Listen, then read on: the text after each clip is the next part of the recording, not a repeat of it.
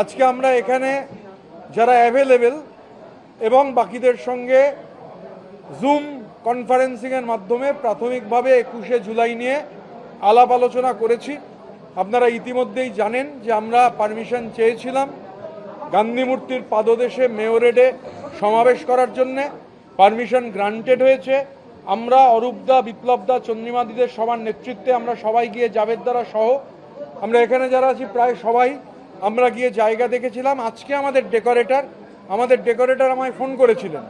তা আমি বললাম যে ওনারা বলছিলেন যে আপনারা আসবেন, তো আমরা বললাম আমরা গিয়ে কাজ নেই, কারণ আমরা ফিতে নিয়ে গিয়ে লাভ হবে না, ফিতে আপনাদেরই নিয়ে যেতে হবে আর স্টেজের ডায়াগ্রাম আপনাদেরই জানাতে হবে।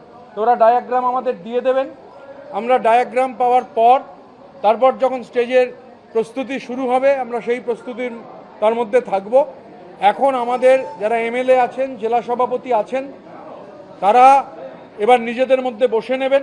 আজকে আমরা আলোচনা করেছি, আমাদের ইতিমধ্যেই উত্তরবঙ্গের যে জেলাগুলো রয়েছে তারাও আজকে বসে নেবেন। কালকের মধ্যে বসে নেওয়ার পর আমরা জেলায় আলোচনা করে সর্বোচ্চ যা আমাদের স্ট্রেংথ, সেই স্ট্রেংথ নিয়ে আমরা কলকাতার অভিমুখে আসব।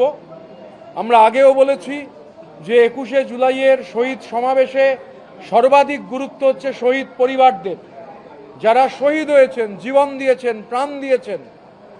ওই মঞ্চ নাচাগানা করার মঞ্চ নয়। ওই মঞ্চর শুরুতে সামনের সারিতে কোনো নেতৃত্ব নয়, থাকবেন যারা প্রাণ দিয়েছেন তাদের প্রতিনিধিরা। আর কোনোভাবেই কোনো সেলিব্রিটি বা সিরিয়াল আর্টিস্ট এদের হচ্ছে ওই মঞ্চে কোনো জায়গা নেই, এটা আমরা আগে ক্লিয়ার করে দিয়েছি। এবারে প্রশাসন আমাদের জানিয়েছেন কিছু কমপ্লায়েন্সের ব্যাপার আছে, আমাদের দেখাও করতে বলেছেন। আমরা প্রশাসনের সঙ্গে দেখা করব এবং যা নিয়ম আছে কোনো রকম নিয়ম লঙ্ঘন না করে প্রশাসনকে পূর্ণ সহযোগিতা করে প্রশাসনকে আমাদের গোটাটা জানাতে হবে। আমাদের জেলাগুলো থেকে আমাদের কাছে ডিটেল এসে গেলেই আমরা প্রশাসনকে সমস্তটা জানাবো।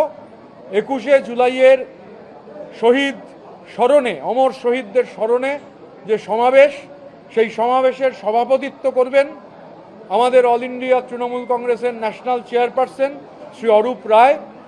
আমরা 21 তারিখ বেলা 12টায় গান্ধী মূর্তির পাদদেশে মেয়র রোডে আমাদের এই সমাবেশ। বাংলার পাহাড় থেকে সাগর পর্যন্ত তৃণমূল স্তরের কর্মীরা যারা এখনও দাঁতে দাঁত চেপে লড়াই করছেন, আমাদের নেতারা, বিধায়করা যারা সোনার গয়না বন্ধক রেখে জমি বিক্রি করে মামলার খরচ জোগাচ্ছেন, আমরা এর আগেও বলেছি যে শহীদ স্মরণের সমাবেশ থেকেই এ প্রস্তাব আমরা তুলতে চাই যে পার্টির যে ফান্ড, তার যে বিপুল টাকা সুদ হিসাবে আসে, সেই টাকার ক টাকা তৃণমূল স্তরের কর্মীদের জন্য খরচ হয়েছে। তৃণমূল স্তরের কর্মীদের জানার অধিকার রয়েছে সেই টাকা কোথায় খরচ হয়েছে। সেই টাকা চার্টার্ড ফ্লাইট কিনতে, হেলিকপ্টার কিনতে খরচ হয়েছে, তারপর সেখানে ভাড়া দিয়ে পার্টির ফান্ড ব্যবহার করে সেই টাকা সাইফন হয়েছে, মানি লন্ডারিং হয়েছে, না সেই টাকা সাধারণ কর্মীদের জন্য খরচ হয়েছে। এ দাবিটাও সাধারণ কর্মীদের আছে। এটুকু নিশ্চিত থাকতে পারেন 21শে জুলাই গোটা বাংলার তৃণমূল কংগ্রেস কর্মীদের গন্তব্য একটাই, গান্ধী মূর্তির পাদদেশ, মেয়র রোড। বাংলার পথে প্রান্তরে যে তৃণমূল কংগ্রেস কর্মীরা দাঁতে দাঁত চেপে লড়াই করছেন, অরূপ রায়ের সভাপতিত্বে যে সমাবেশ, সমস্ত রাজ্যের তৃণমূল কংগ্রেসের, আমাদের রাজ্যের তৃণমূল কংগ্রেসের কর্মীদের রাস্তা সেই গান্ধী মূর্তিতে এসে মিশে যাবে।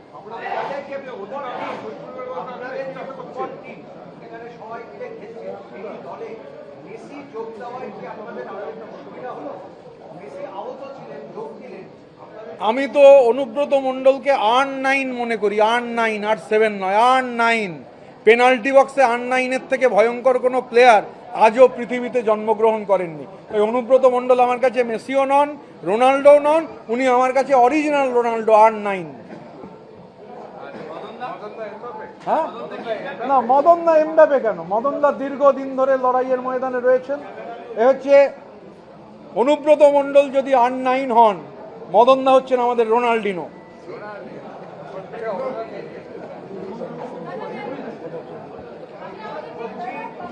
আপনারা খেয়াল করে দেখেছেন যে আমরা সবাই আছি, কিন্তু আমাদের রাজ্যের সভাপতি শ্রী বিপ্লব মিত্র তিনি 21শে জুলাইয়ের কাজেই জেলায় আছেন। গতকাল যখন নেমেছেন স্টেশনে তিল ধারণের জায়গা ছিল না, এত কর্মী সমর্থক তারা এসেছিলেন বিপ্লবদাকে রিসিভ করার জন্য। বিপ্লবদা চলে আসবেন, কিন্তু 21শে জুলাইয়ের প্রস্তুতি করার পর ওই যে বললাম যে একটা টিম, যেহেতু সভাপতি ব্যস্ত আছেন কাজে, অন্যান্য সভাপতিরা ব্যস্ত আছেন, আমরা এফেক্টিভলি কালেকটিভলি টিম ফাংশনিং করব। ইন্ডিভিজুয়াল কাল্টের বিরুদ্ধে, আধিপত্যবাদের বিরুদ্ধে, একনায়কতন্ত্রের বিরুদ্ধে, লাল চোখের বিরুদ্ধে কালেকটিভের জয় হবে। কারণ এই যে এত মানুষের রক্ত যার উপর ভিত্তি করে 21শে জুলাই গণতন্ত্রের জন্য লড়াই, গণতন্ত্রের মূল কথা হচ্ছে ডায়ালগ, আর ফ্যাসিবাদের মূল কথা হচ্ছে মনোলগ। তাই আমাদের কালেকটিভের লড়াই মনোলগের সঙ্গে ডায়ালগের লড়াই, আর মনোলগের সঙ্গে ডায়ালগের লড়াইয়ে ডায়ালগের জয় অবশ্যম্ভাবী। শহীদদের স্মরণ করতে গিয়ে আপনি শ্রদ্ধায় স্মরণ করবেন, আপনি মাথা নত করবেন, আপনি চোখের জলে স্মরণ করবেন, সেই স্মরণ অনুষ্ঠানে চমক আসে কোথা থেকে? আমাদের এখানে ওই বললাম, মানে যাদের মনে হয় তথাকথিত মাথার পেছন থেকে জ্যোতি বেরোয়, তাদের কোনো জায়গা আমাদের মঞ্চে নেই। মহামান্য আদালত একটা রায় দিয়েছেন, আমার সেই যোগ্যতাই নেই মহামান্য আদালতের রায় নিয়ে কোনো মন্তব্য করার, ধৃষ্টতাও নেই। আমি সেই রায় নিয়ে কোনো মন্তব্য করব না। তবে মদনদা যে কথা বলছিলেন, ওই চত্বরে চিনেবাদাম বিক্রি করেন, ওখানে তো ভিক্টোরিয়া মেমোরিয়াল রয়েছে, মানুষ আসেন, ঘোড়ায় চড়েন ওখানে। এবং আমিও ট্রেড ইউনিয়ন করেছি, মদনদাও ট্রেড ইউনিয়নের আমার থেকেও বহু পুরনো নেতা। ওই চত্বরটা এমনিতেই 2-2.5 লোক থাকেনি। আমার শুধু মনে হয়েছে, আমাদের মনে হয়েছে আদালতের, মহামান্য আদালতের রায়ে কেউ কেউ প্রচণ্ড স্বস্তির নিঃশ্বাস ফেলছেন। দেখুন, 93 সালের যে ঘটনা, সেটা গণতন্ত্রের জন্য একটা লড়াইয়ের একটা অবিচ্ছেদ্য অংশ।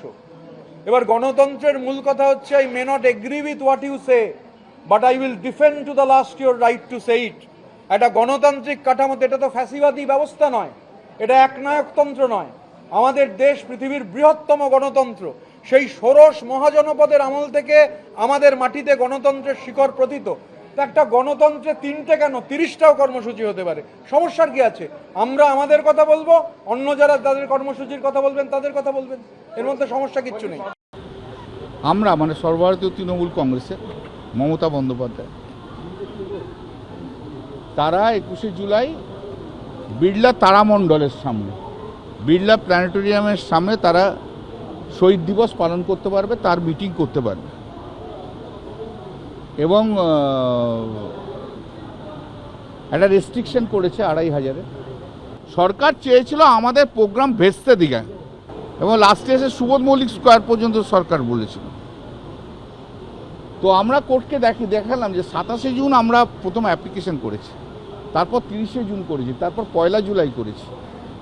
আমাদের চিঠির কোনো উত্তর দেয়নি, অথচ পরবর্তীকালে একটা ফ্র্যাকশনাল গ্রুপকে গান্ধী মূর্তির ওখানে দিয়ে দিল, আর কংগ্রেসকে দিল শহীদ মিনারে। তো কোর্ট সেটাও নোট করেছে যে যারা আগে পারমিশন চাইলো তাদের তুমি ডিসপোজ অফ করো না, তোমাদের যা বক্তব্য ছিল তা তো তুমি বলতে পারতে। তার বিড়লা প্ল্যানেটোরিয়াম, সে অর্ডার অনুযায়ী মিটিং হবে, বেলা 12টা থেকে 3:30 পর্যন্ত টাইম দিয়েছে। খুব ভালো কথা। তৃণমূল কোন তৃণমূল করবে, আদি না নব্য করবে, কালীঘাট করবে, সেটা তাদের ব্যাপার আছে। আমাদের কাছে এটা কখনো প্রায়োরিটি না। মানুষের সেবা করাই এই সরকারের প্রথম প্রায়োরিটি। 15 বছরে মানুষকে যেভাবে শেষ করে দেওয়া হয়েছিল, আজকে জনতার দরবারে এসে একটি একটি করে সমস্যার সমাধান হচ্ছে, এটাই আমাদের প্রধান লক্ষ্য আমাদের মুখ্যমন্ত্রীর। এবিপি আনন্দ, এগিয়ে থাকে, এগিয়ে রাখে।